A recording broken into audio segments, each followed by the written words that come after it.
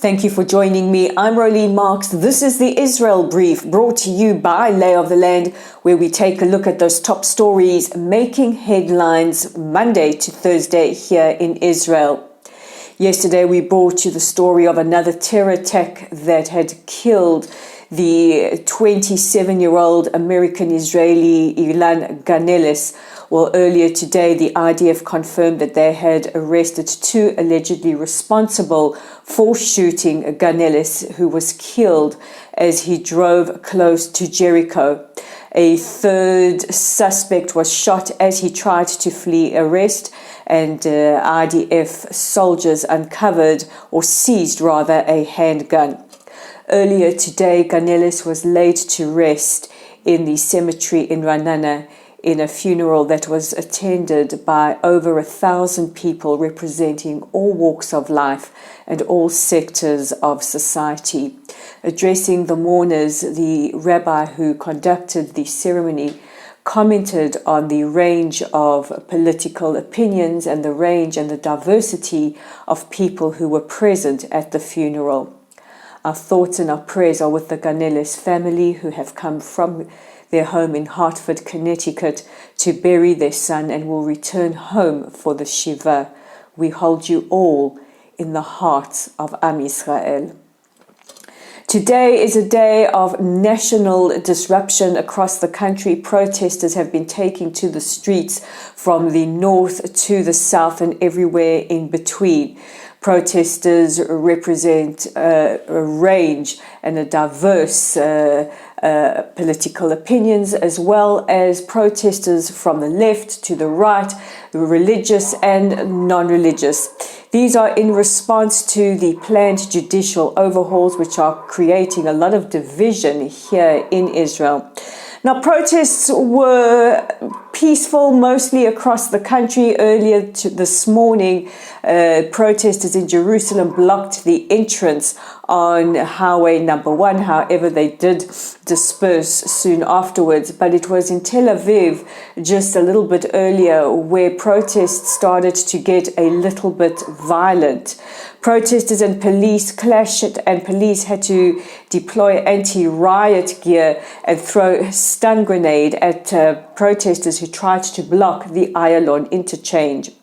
Minister of National Security Itamar Ben-Gvir says that he has a zero tolerance for any kind of anarchy. One protester who does not support the protests against the government, who is in favor of the judicial overhauls, was quoted to the media saying, "I came for myself to see whether or not these are people who just want to be heard or if they are anarchists," he says. "And it is my opinion that they aren't anarchists. These are people that are hurting and just want to be heard." Meanwhile, Ben-Gvir faces a lot of criticism for being silent for at least 12 hours after settlers close to the village of Huwara set buildings and cars on fire.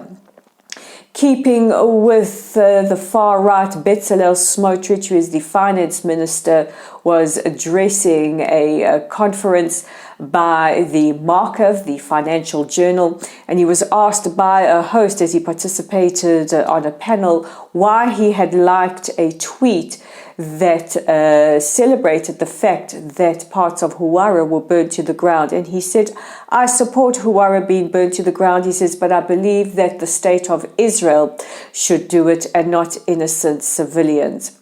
Smotrich is also responsible for civil action in the West Bank. Now, this follows comments by Zvika Fogel, also of the far-right Otzma Yehudi party, who earlier this week said he wanted to see Huwara burned to the ground.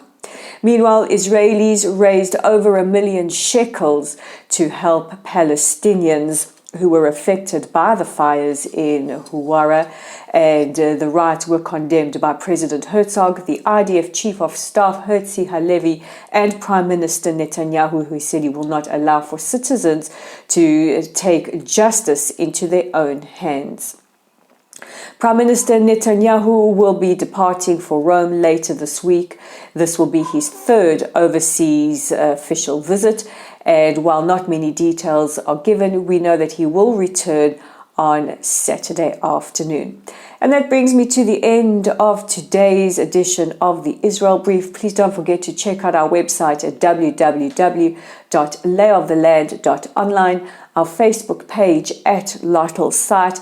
You guys know what to do. Like us, share us, and follow us.